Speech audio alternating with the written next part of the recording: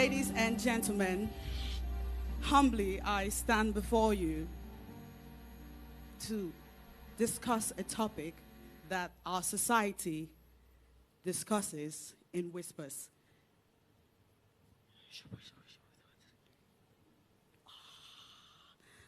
Mental illness. Many thanks to Sir Cosfini, who has endorsed this conversation by giving my team and I some precious talk minutes on this prestigious altar. With me somewhere in the congregation are my people wearing this. Please come. My name is Charity. I am popularly known as Chacha. I am a wife, a mother, Nollywood actress, and founder, Meticulous People Foundation. Thank you.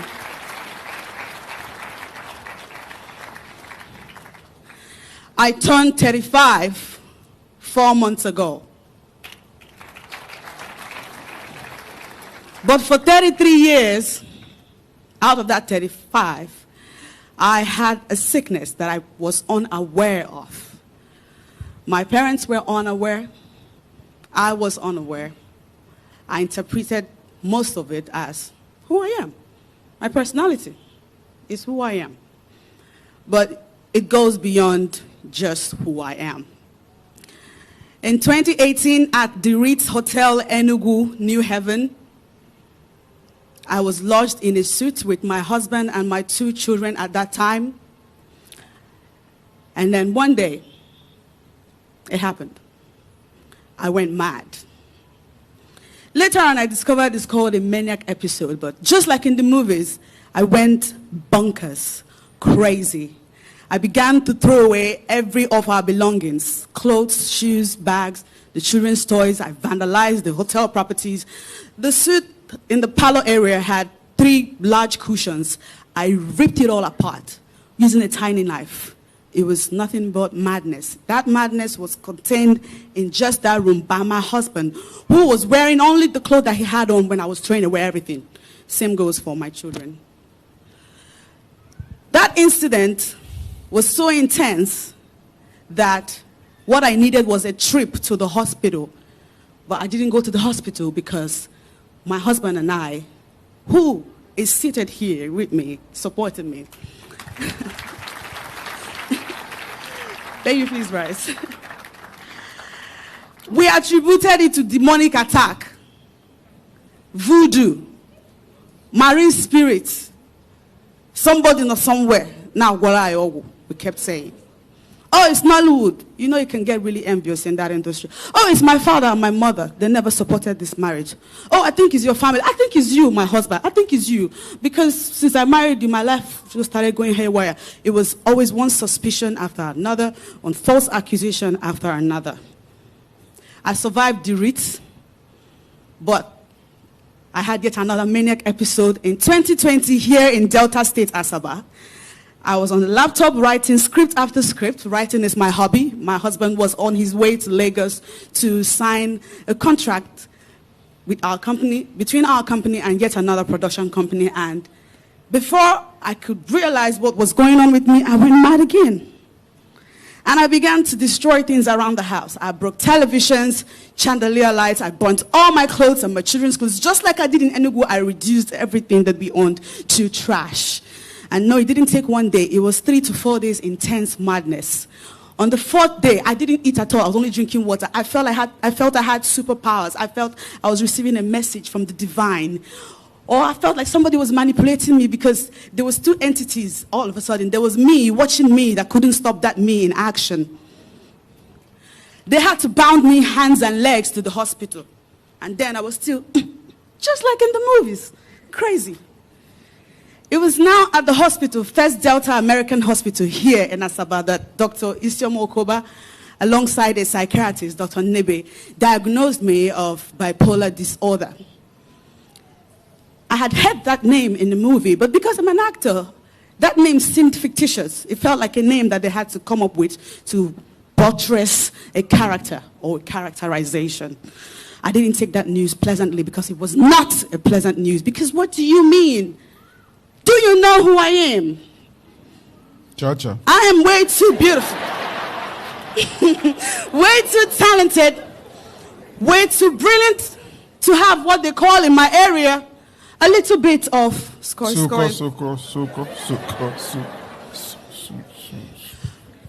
that news came accompanied by yet another news that I found very impressive. All of a sudden, they said I was pregnant. We weren't expecting a baby, but I love babies. So I was like, yeah. I can't get away. I don't know what you're saying, bipolar, what? And so when they gave me drugs to take, when I went home, I was flushing the drugs down the toilet. I had a friend, I still have a friend in the US, who bought me pills worth thousands of dollars. It was a 6-month supply for the disorder. But my head didn't agree with that news. So I called her and said, I won't take them.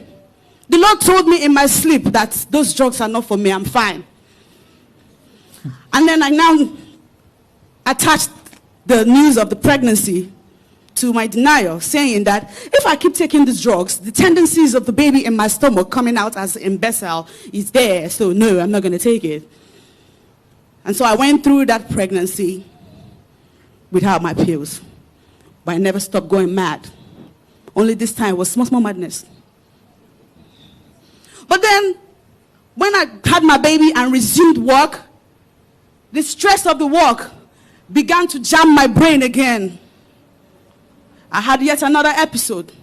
Just like in 2020, I had another episode in 2021. I had that episode in 2020. Every year there's always episodes. Hypomanic and manic. This particular episode, I burnt all our wedding photos, all our vital business documents, destroyed all our clothes. We had no clothes again. It's what I do. I did that every time. Not anymore, but it was a habit. Many times people would not see me on social media. They imagine I'm living an introverted life. While that is true, I've been living in the world in my head. I didn't even have clothes to make appearances anymore because I wrecked everything that I had. Until I had a last manic. The last manic that I eventually wandered off. On the streets, many are raving mad. Naked. But there are people who are not naked yet, but they are mad. This particular manic, between April, May, June, July, of course, I burnt clothes, destroyed things, but I wandered off. 4 a.m. in the morning, my family were asleep, and I wore my clothes. I sneaked out of the house. Immediately across the gate, I take off. I was running. Nobody was pushing me, but I felt like somebody's trying to kill me. Hallucinations, delusions. It was all in my head. I ran to Lagos. It wasn't enough. I ran to Ghana. Now Bali, not Kwili. It is what it is, Pastor. Yes. It took the grace of God. God loves me to remind me of home. Because I love my husband and my 4 children at home, including a 1-year-old. But then I suddenly remembered home and I felt like, okay, the reason I ran is because this man here, I was convinced in my head that he wanted to use me to do rituals. The nature of my work doesn't support the sickness that I have. I make pretense for a living.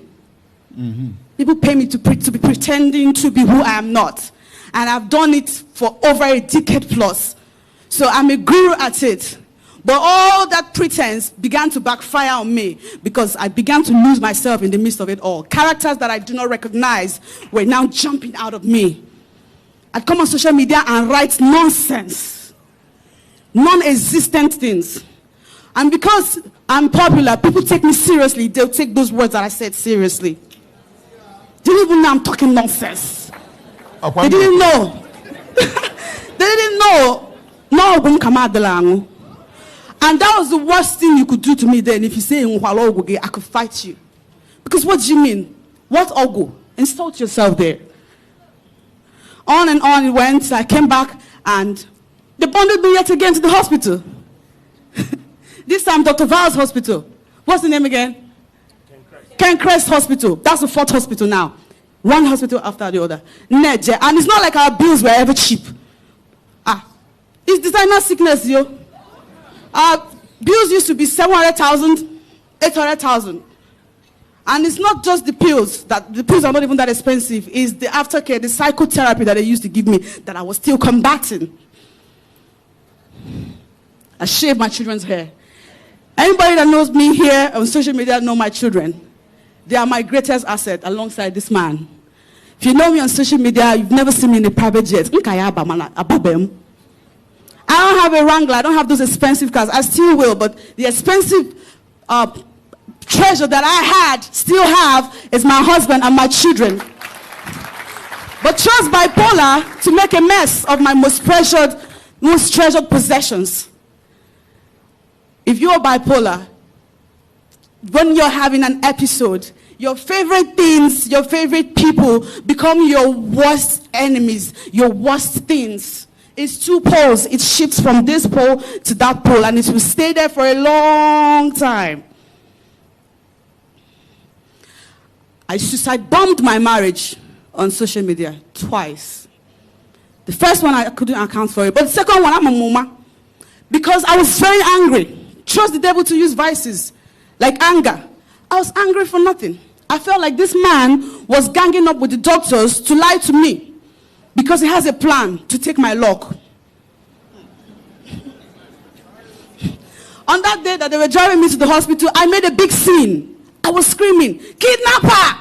Help me, he's a kidnapper!" And then people were stopping to help. But when they got to where we were, they realized, that's your husband. And then he'll tell them, she's not fine, I'm taking her to hospital. That brought up more aggression in me, like, hey, I promised myself, Chegodi, can I go DJ? Can I go DJ hospital? I'll stop marrying you. So that you will not be bundling me to these hospitals that you keep bundling me to, and they will stop giving me these drugs that I hate. I went to the police. I petitioned against my husband to the commissioner of police. They made him sign an undertaking to stay away from me. Because clearly he was my biggest trigger.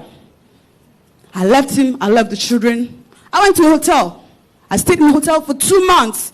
From there, I was going to work and coming back. One day, like film, I began to ask myself, yeah, I've been in this hotel room for long. Why am I here? Oh, wait a minute. I wrote some stuff on Instagram.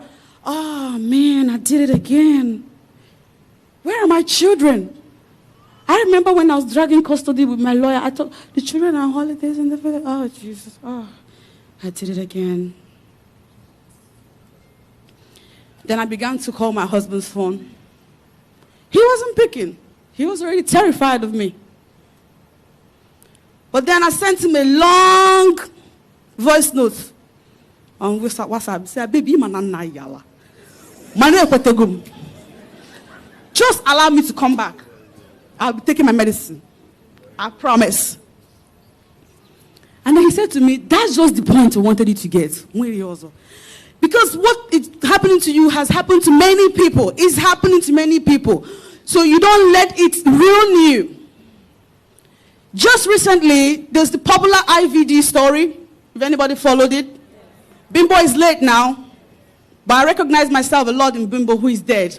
All that aggression and violence and endless nagging. It's a mental imbalance. Like that. You can't be so crazy you pour kerosene or fuel around about your house and then you put it on fire and expect it not to burn. It will burn, but it will burn you too. I have this injury to show for all the times that I smashed floor tiles, was breaking windows so I could jump out. Chacha Eke. I'm just trying to say that so many people are here listening to me and they're just like me. Some of them know about it, some don't know.